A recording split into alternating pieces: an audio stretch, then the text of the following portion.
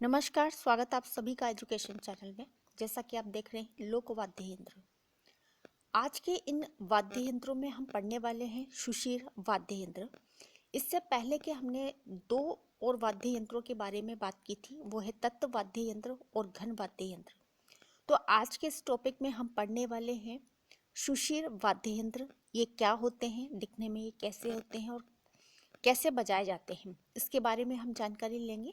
तो आइए शुरुआत करते हैं इस टॉपिक की।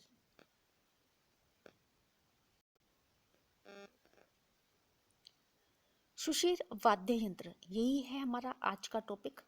सुशीर वाद्य यंत्र क्या किसी चमड़े के बने हुए होते हैं या इन्हें फूंक से बजाया जाता है? तो सुशीर वाद्य यंत्रों को फूंक से ही बजाया जाता है, यानी फूंक दे करके इन वाद्य यंत्रों को बजाया जाता है और ऐसे वाद्य यंत्रों को कहा जाता है सुशीर वाद्य यंत्र। इससे पहले हमने तत्व वाद्य यंत्र और घन वाद्य यंत्र का जो टॉपिक है वो पढ़ा था, और आज हम यहाँ पर बात करने वाले हैं सुशीर वाद्य यंत्र, यानी ऐसे वाद्य यंत्र जो फूंक की सहायता से बजाया जाता है। सबसे पहले यहाँ पर हम बात करेंगे शहनाई की। देखिए, कई बार आपने शहनाई की आवाज़ को सुना होगा, बजाते हुए भी इसे देखा होगा कि कई जगह पर मांगलिक अवसरों पर, शादी विवाह पर इन्हें बजाया जाता है। और इनके जो प्रसिद्ध जो शहनाई वादक हैं, आप उनका नाम जानते हैं, उस्ताद बिस्मिल्लाह खान साहब। और अक्सर इनकी जो शहनाई की आवाज़ जो गूंजती थी वो 26 जनवरी या 15 अगस्त के दिन आपने सुनी होगी, और कई बार टीवी पर भी इनके जो प्रोग्राम है उसमें ये दिखाई देते हैं।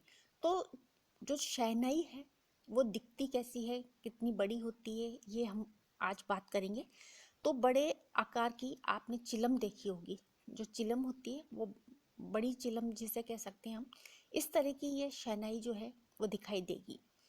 कौन सी जो लकड़ी है उसकी ये बनेगी, तो ये सागवान और शीशम की लकड़ी की ये बनी हुई होगी। इसके अंदर 8 जो छेद हैं वो होते हैं, और आवाज़ का तो कहना ही क्या, आवाज़ बड़ी मीठी होती है। और इसमें जो धुन है वो फूंक के ऊपर निर्भर करेगी, यानी कि आप इसमें जितना ज़्यादा आप इसकी फूंक है या आपकी जो सांसें हैं उस पर ये निर्भर करेगी, और इसकी जो आवाज़ है वो लाजवाब है। अगर हम बात करें कि भाई इसका जो उपयोग है वो कहाँ कहाँ पर होता है, कैसे होता है, तो शादी विवाह और लोक नाट्यों से में भी इसका जो प्रयोग है वो होगा, और नगाड़े इसके साथ में बजाए जाते हैं।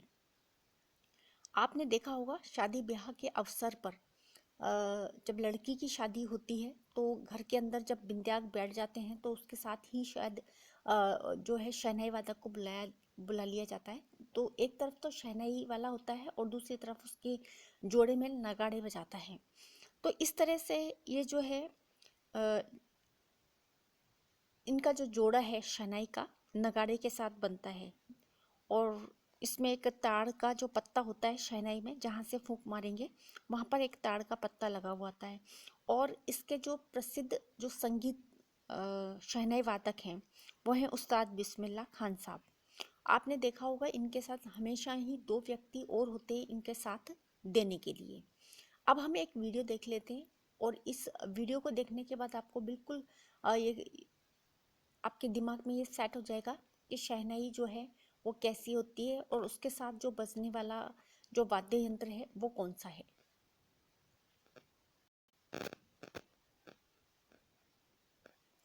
यहाँ पर मैं एक वीडियो जो है आपके सामने चलाऊंगी, उस जिसमें आपको शायद आवाज़ नहीं भी सुनाई दे, लेकिन आप देखना कि एक व्यक्ति है जो नगाड़ा बजा रहा है और एक व्यक्ति है जो शहनाई वादन करेगा।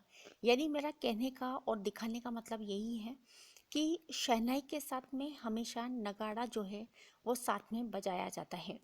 तो आप इसे एक बार देख लें, और देखने के साथ ये आपके जो मस्तिष्क में बिल्कुल सेट हो जाएगा कि जो शहनाई है उसके साथ में हमेशा नगाड़ा जो है उसके संगत देने के लिए साथ में बजाया जाता है। और आपने इन शहनाई को और नगाड़ों को कई बार साथ में बजते हुए देखा होगा। तो आप देखें इस वीडियो को।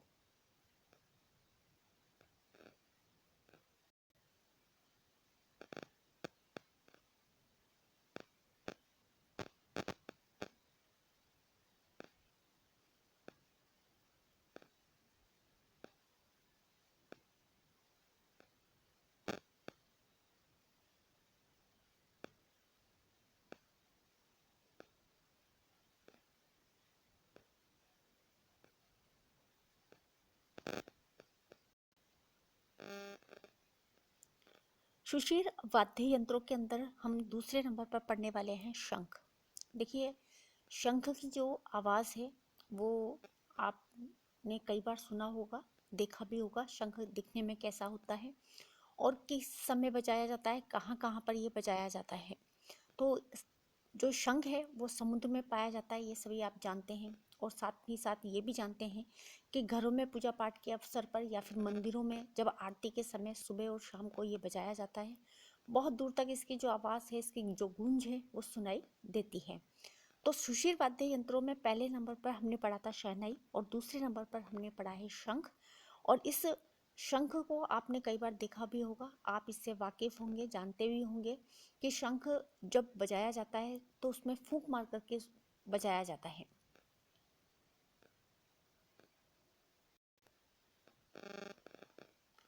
यहाँ पर आप इसका जो चित्र है वो देख सकते हैं कि जो शंख है वो कैसा होता है, बजाने वाला जो शंख होता है वो किस तरह का होता है। आपने सभी ने इसे कई बार देखा भी होगा और बजाया भी होगा। अगला जो सुशीर वाद्य यंत्र है वो है बांसुरी। आपने सबने बांसुरी देखी होगी, बजाई होगी बचपन में, काफ़ी सारी जो खेल हैं हमने इसके साथ खेले भी होंगे। तो ये बांस की बनी हुई होती है, आप जानते हैं। और आजकल तो प्लास्टिक की भी जो है बांसुरी आती है और इसमें जो है छेद होते हैं और फूंक की सहायता से इसे बजाया जाता है। और इसके जो प्रसिद्ध जो बांसुरी वादक हैं वो हैं पंडित हरिप्रसाद चौरसिया। आपने कई बार इन्हें सुना होगा, अगर नहीं सुना तो जरूर सुने। इनकी बांसुरी जो वादन है वो कमाल की है। बांसुरी की जो धुन है उससे आप सभी वाकिफ हैं। किन्हें पसंद है, इनका संबंध किससे है, ये आप अच्छी तरीके से जानते हैं। यहाँ पर इसकी जो बांसुरी की इमेज है वो आप देख सकते हैं कि कई प्रकार की होती है, छोटी होती है, मध्यम आकार की होती है, बड़ी भी होती है। तो इस तरह से जो बांसुरी है वो कैसी होती है, दिखने में कैसी होती है, इसमें कितने छेद होते हैं, ये आप देख लें। तो ये इसकी इमेज है। और अगर आप इसकी इमेज को अगर साथ के साथ देखते हुए चले जाएंगे तो ये आपके जो दिमाग में, इसके मस्तिष्क में बिल्कुल सेट हो जाएगा। तो इस तरह से बांसुरी जो है ये भी सुशीर वाद्य यंत्रों के अंदर आता है।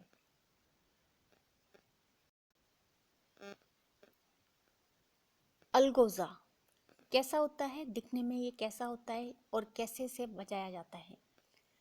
अलगोजा आपने कभी देखा हो मेलों में, या पुष्कर के जो मेले लगते हैं, या फिर कई छोटे मोटे जो क्षेत्रीय स्तर पर भी जो मेलों का जो आयोजन होता है वहाँ पर भी कई जो वादक हैं, जो बजाने वाले हैं वो इसको बजाते हैं। अलगोजा होता तो बांसुरी की तरह ही है, लेकिन इसमें दो बांसुरी होती है, यानी कि वो दोनों बांसुरियों को एक साथ मुंह में रखता है, उसे बजाता है। तो इस तरह से इसमें जो अलगोजा है ये भी बांसुरी की तरह ही दिखाई देता है, उसमें फूंक की सहायता से इसे बजाया जाता है। और इसमें कई जो अलगोजे होते हैं उसमें 3 छेद होते हैं, किसी में 4, किसी में 5 होते हैं। और अक्सर इन्हें गुजर, मेव और धाकड़ जाति के लोग और साथ ही साथ में कालबेलिया जाति के जो लोग हैं वो इनको बजाते हैं। यानी कि जब वो नृत्य करते हैं तो इन वाद्य यंत्रों का, यानी इन यंत्रों का प्रयोग करते हैं। तो ये अलगोजा जो है, आप याद रखें कि अलगोजा जो है वो बांसुरी की तरह ही दिखता है, बांसुरी की तरह होता है। लेकिन होते ये बांसुरी कितनी है, दो। आप यूँ समझ सकते हैं कि दो बांसुरी होती है और वो दोनों ही बांसुरी को एक साथ मुंह में रखता है और उसमें फूंक मारता है और उसे बजाता है। और आप इसकी इमेज देखेंगे तो ये बिल्कुल आपके दिमाग में सेट हो जाएगा। ये देखते हैं, ये देखिए, ये है अलगोजा। याद आया कि आपने कभी किसी व्यक्ति को इससे बजाते हुए देखा हो। दो बांसुरी होती है, छोटी और बड़ी, और दोनों को ये एक साथ बजाता है मुंह में रख करके। अब हो सकता है कि आपने कभी जो है इस बांसुरी जैसी दिखने वाली इस अलगोजा को आपने देखा हो, किसी व्यक्ति को बजाते हुए देखा हो, या किसी मेले या त्यौहार के समय में इसे बजाते हुए किसी को देखा हो। तो आप देखें यहाँ पर कि जो ये अलगोजा है, इसे आप अच्छी तरह से देख लें कि अलगोजा जो है एक सुशीर वाद्य यंत्र है, फूंक की सहायता से इसे बजाया जाता है और बांसुरी की तरह ही होता है। इसके अंदर फ़र्क सिर्फ इतना है कि बांसुरी को हम सिंगल बजाएंगे, जबकि जो अलगोजा है इसमें दो बांसुरी होती हैं। ठीक है, एक छोटी है और एक बड़ी है, और वादक जो है देखो दोनों को ही अपने मुंह में रख करके एक साथ इसको बजाएगा और उसमें स्वर देता है।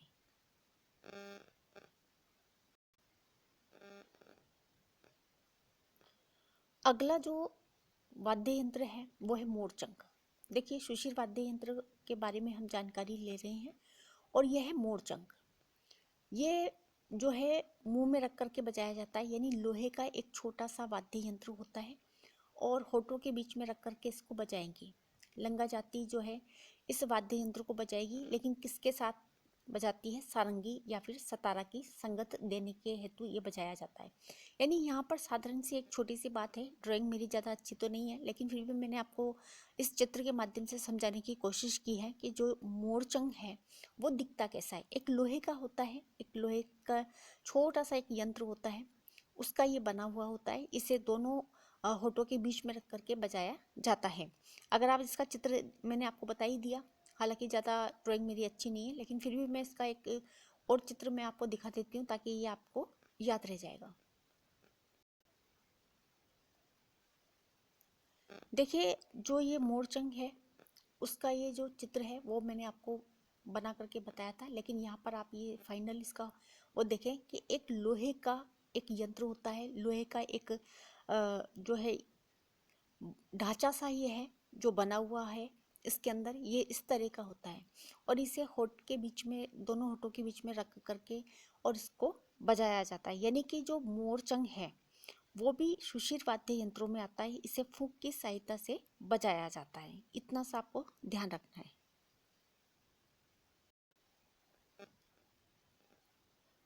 अगला है सतारा। क्या होता है, कैसे ये बजेगा, दिखने में ये कैसा होगा, उसके बारे में हम जानकारी लेंगे। सतारा जो है ये बांसुरी, जैसा मैंने आपको पहले भी बताया था, अलगोजा अभी हम पढ़ के निकले ही हैं, और शहनाई हम पढ़ चुके हैं। यानी कि ये तीनों का मिश्रित जो रूप है वो होता है सतारा। आप याद रख लें कि जो सतारा है वो बांसुरी, शहनाई और अलगोजा, इन तीनों का मिश्रित रूप होता है। दो लंबी लंबी बांसुरी की तरह ही होता है ये भी, जिन्हें एक साथ फूंक मार करके बजाएंगे। और लंगा जाति के जो कलाकार हैं वो इसे सबसे ज़्यादा बजाते हैं। साथ ही साथ जैसलमेर और बाड़मेर के जो जनजाति के लोग हैं वो इन्हें बजाएंगे। तो याद रखें आप। देखिए हम सब कुछ पढ़ चुके हैं, बांसुरी हमने पढ़ ली, शहनाई हम पढ़ चुके हैं स्टार्टिंग में, और अलगोजा हम पढ़ करके आए हैं।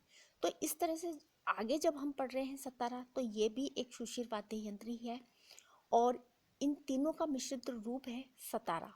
अलगोजा की तरह ही होती है, दो लंबी लंबी बांसुरी नुमा होती है, और इन्हें भी एक साथ फूंक मार करके ही बजाया जाता है। जैसे कि हमने अलगोजा का देखा था, उसका जो देखा था, चित्र देखा था, तो इसी तरह से जो सतारा है वो भी दो बांसुरी की तरह ही लंबी लंबी जो होती है, दो नली होती है, और उसमें फूंक दे करके इस जो वाद्य यंत्र है उसको बजाया जाता है।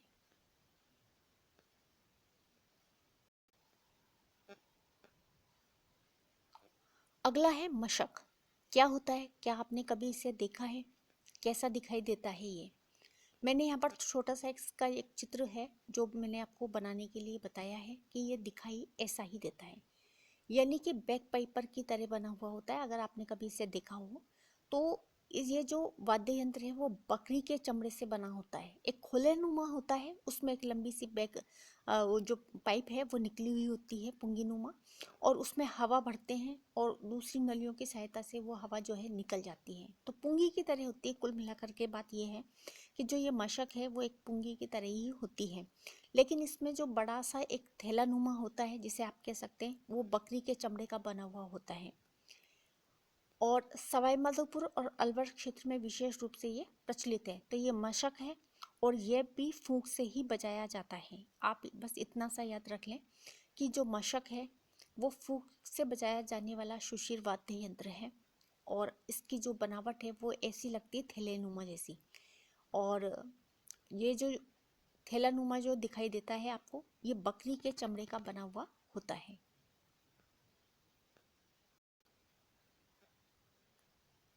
नड़। ये जो नड़ वाद्य यंत्र है ये मशक की तरह ही वाद्य यंत्र होता है और इसे भी मुंह पर रख करके, मुंह पर टेढ़ा रख करके, फूंक मार करके इस पे बजाया जाता है। सबसे इम्पोर्टेंट बात यह है कि मशक जो था वो बकरी के चमड़े का, यानी वो चमड़े का बना हुआ था, लेकिन जो नड़ है वो लकड़ी का बना हुआ होता है। कगोर वृक्ष की जो लकड़ी है उससे ये बना हुआ होता है। इसमें और जो मशक है उसमें यही अंतर है कि जो मशक है वो बकरी का चमड़े का, या यूं कह लीजिएगा कि चमड़े का बना हुआ होता है, जबकि नड़ जो है वो लकड़ी का बना हुआ होता है। देखिए एग्जाम में इससे संबंधित प्रश्न इस तरह से भी बन सकता है कि मशक बना हुआ होता है किसका, प्लास्टिक का होता है, चमड़े का होता है, लकड़ी का होता है, किसका होता है, या कपड़े का होता है। तो आपको ये भी याद रखना पड़ेगा कि ये चमड़े का होता है। लेकिन कई बार ये भी पूछ लिया जाता है कि बकरी के चमड़े का होगा, भैंस के चमड़े का होगा, बकरी के चमड़े का होगा, या भेड़ के चमड़े का होगा। तो ये आपको याद रखना पड़ेगा। तो यहाँ पर हम बात नड़ की कर रहे हैं, तो ये तो जो है लकड़ी का बना हुआ होता है, जबकि जो मशक है वो चमड़े का बना हुआ होता है। तो इन दोनों में यही फ़र्क है। साथ ही साथ आप देखें नड़ जो है वाद्य यंत्र है, और इसके जो प्रसिद्ध वाद्यकार हैं उनका नाम है कर्णाभील। और यहाँ पर आप देखें कि माता जी या भैरू जी की जो पूजा करने वाले राजस्थानी भोपे हैं वो इसको बजाएंगे।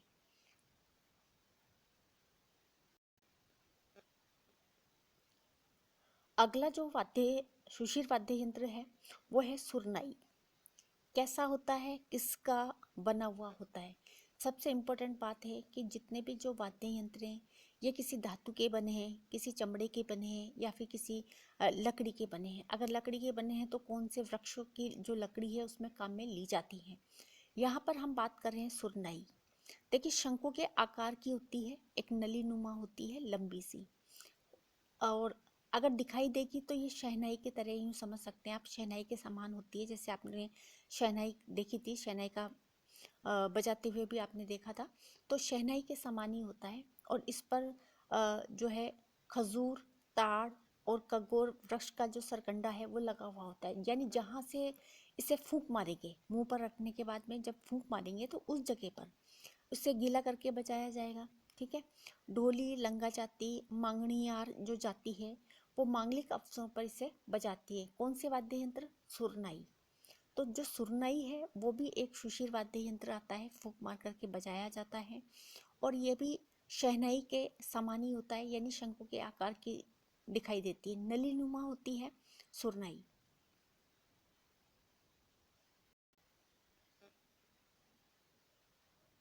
अगला है करना।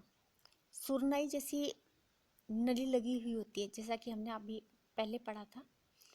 तो करना जो है वो होती है, ये सुरनाई जैसी नली लगी हुई होती है, और ये पीतल की होती है। लेकिन इसमें अंतर क्या है कि यह कैसी होती है, पीतल की होती है, नोकदार जो है वाद्य यंत्र है, और ये लंबी बहुत होती है। आपने देखा होगा कभी दक्षिण में काफ़ी सारे जो वाद्य यंत्र हैं उनमें आपने ये देखा होगा, बहुत ज़्यादा ये लंबी होती है, पीतल की होती है। उसे एक साथ करके 7 से 8 जने व्यक्ति जो हैं वो बजाते हैं। तो ये जो करना वाद्य यंत्र है, सुशीर वाद्य यंत्र है, ये पीतल का होता है। यानी ये न तो किसी चमड़े का है और न किसी लकड़ी का बना हुआ होता है, ये धातु का है। तो ये याद रखें आप कि जो करना जो वाद्य यंत्र है सुशीर वाद्य यंत्रों की श्रेणी में आएगा, साथ ही साथ ये पीतल का बना हुआ होता है। ठीक है। और राज्य दरबारों में या रण क्षेत्र में भी ये बजाने के काम में आता है। आपने देखा होगा पीतल की एक लंबी सी वो होती है, उसमें छेद होते हैं और फूंक मार करके इसे बजाया जाता है।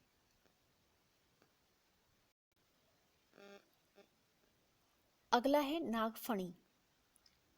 ये वाद्य यंत्र भी पीतल का होता है और सर्पाकार नली जैसा होगा। आपने देखा हो, अगर मैं और समझाने की कोशिश करूं तो जैसे कि एक सांप का जो फण होता है उसका आकार होता है आगे से, पीछे से एक लंबी सी घुमावदार इसकी जो नली होती है, और सर्पाकार नली जैसी होती है। ठीक है। और होता कैसा है, ये पीतल का होता है।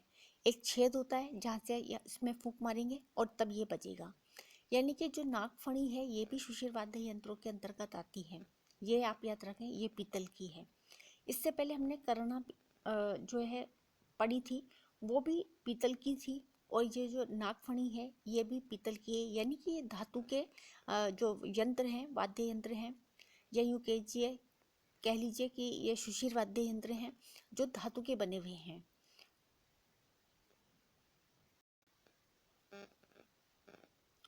अगला है तुरई। तुरई क्या ये कोई सब्जी का नाम है? उससे ये बना हुआ होता है। ये कौन सा वाद्य यंत्र है जिसका नाम है तुरई? क्या ये सुशीर वाद्य यंत्र है? जी हाँ, बिल्कुल, यह सुशीर ही वाद्य यंत्र है तुरई। और ये पीतल की बनी हुई होती है, जैसा कि हमने पहले भी पढ़ा था कि जैसे जो धातु होती है उससे जो बनने वाले वाद्य यंत्र होते हैं, जैसे कि हमने नागफनी पढ़ी थी, करना पढ़ी थी, तो इसी तरह से जो तुरई है वो भी पीतल की ही बनी हुई होती है। इसमें एक मुंह छोटा होगा, दूसरा मुंह चौड़ा होता है, नोकदार होती है।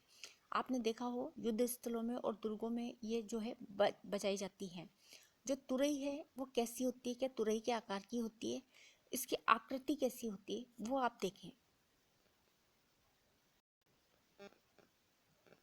चित्र आप देखें, ये तुरई का है, पीतल का है, पीतल की बनी हुई होती है, भारी होती है, जिसमें एक तरफ से नीचे का जहाँ से आप फूंक मारेंगे वो मुंह तो होगा छोटा, लेकिन ऊपर की ओर अगर आप देखें तो इसका मुंह जो है चौड़ा है, नोकदार होता है ये।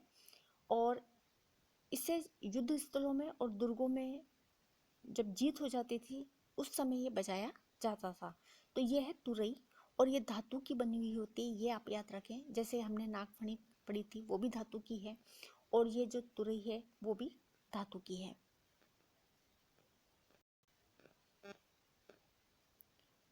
सिंगा और सिंगी क्या होता है? सिंगा ये जो वाद्य है वो धनुष के आकार का होता है, पीतल की नली से ये बना हुआ होता है। देखिए, मैंने फिर बताया कि धातुओं का है, लकड़ी का बना हुआ होता है या किसी चमड़े का बना हुआ होता है, ये ध्यान रखने वाली बात है। तो यहाँ पर सिंगा जो है वो धनुष के आकार का होगा, लेकिन पीतल की नली का जैसा होगा। पीछे भाग में अगर देखेंगे तो इसके छेद होगा जहाँ से इसको फूंक मार करके बजाया जाता है। अगले है सिंगी। ये भी पीतल की है, जैसा मैंने बताया, गाय के सींग के समान ये मुड़ी हुई होती है, यानी जो सिंगा और सिंगी। तो यहाँ पर हम सिंगी की बात कर रहे हैं, धातु की बनी हुई है, यानी पीतल की जो धातु है वो काम में लिया है, और साथ ही साथ गाय के सींग के समान ये मुड़ा हुआ होता है। और कैसी बनावट होगी? जैसे हिरण का जो सींग होता है, 12 सिंगा का सींग, या फिर भैंसे के सींग से भी ये बना हुआ होता है। यानी एक मोटी मोटी जो आइडिया है उसको, इसकी जो बनावट का, वो मैंने आपको बताया कि ये जो मुड़ा हुआ होगा कैसा, गाय के सींग के समान भी हो सकता है, हिरण के सींग के समान जैसा हो सकता है, 12 सिंग का, या फिर भैंसे के सींग के जैसा भी हो सकता है। और इसे बजाया जाएगा, यानी कि इसे भी फूंक के द्वारा ही बजाएंगे, युद्ध भूमि में बजाया जाता है। आप याद रखें, जो सिंगी है ये वाद्य यंत्र है, फूंक से बजाया जाने वाला है, पीतल का होता है, और ये गाय के सींग के समान मुड़ा हुआ होता है। अगर गाय के सींग का नहीं हो तो इसमें हिरण, 12 सींग और भैंसे के जो सींग है वो भी काम में लेते हैं, उससे भी ये जो वाद्य यंत्र है वो बन जाता है।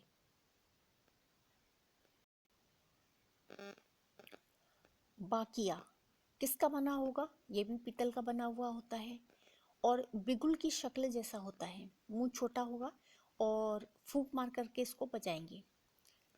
इसके साथ में ढोल और कांसी की थाली बजाई जाती है। तो ये याद रखें आप, बाकिया जो होता है वो पीतल का होता है। मैंने इस टॉपिक के अंदर जितने भी वाद्य यंत्र, जो सुशीर वाद्य यंत्र हैं जो धातु के बने थे, उनको मैंने एक तरफ रखा है, और साथ ही साथ जैसे कि जो लकड़ी के या फिर किसी चमड़े के बने हुए हैं उनको हमने अलग किया था।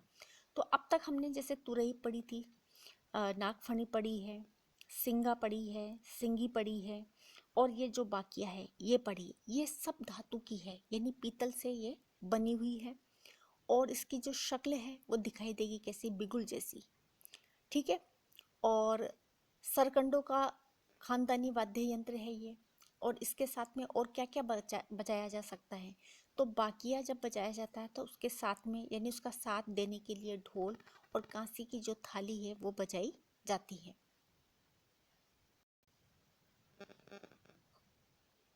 अगला है रणभेरी या फिर भूगल। ये भी जो वाद्य यंत्र है वो पीतल की लंबी पीतल की जो धातु है उससे बना हुआ होता है, लंबी नली के नुमा बनाया हुआ होता है, यानी इसकी जो आकृति है वो लंबी नली की जैसी होती है। और भवाइयों का ये वाद्य यंत्र है। और रण का ये वाद्य यंत्र है जो युद्ध शुरू करने से पहले इसको बजाया जाता है, जैसे कि इसके नाम से ये रणभेरी, यानी कि युद्ध शुरू होने से पहले ही इसे बजाया जाता है। रण का ये वाद्य यंत्र है, इसे भूंगल भी बोलते हैं। और ये भवाइयों का, यानी जो मेवाड़ के जो भवाई हैं उनका प्रसिद्ध वाद्य यंत्र है।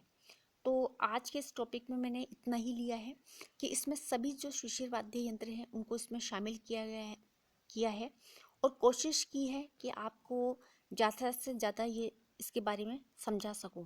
आपको ये टॉपिक कैसा लगा और इसके बारे में ज़रूर आप कमेंट्स करें। और जो नए स्टूडेंट्स हैं जो पहली बार इस चैनल पर आए हैं, उनके जो कुछ टॉपिक हैं इससे संबंधित पहले के जो वीडियो हैं वो आप ज़रूर देखें, ताकि आपको ये जो वाद्य यंत्र का जो टॉपिक है वो आसानी से समझ में आ जाए। आप सभी का वीडियो देखने के लिए बहुत बहुत धन्यवाद।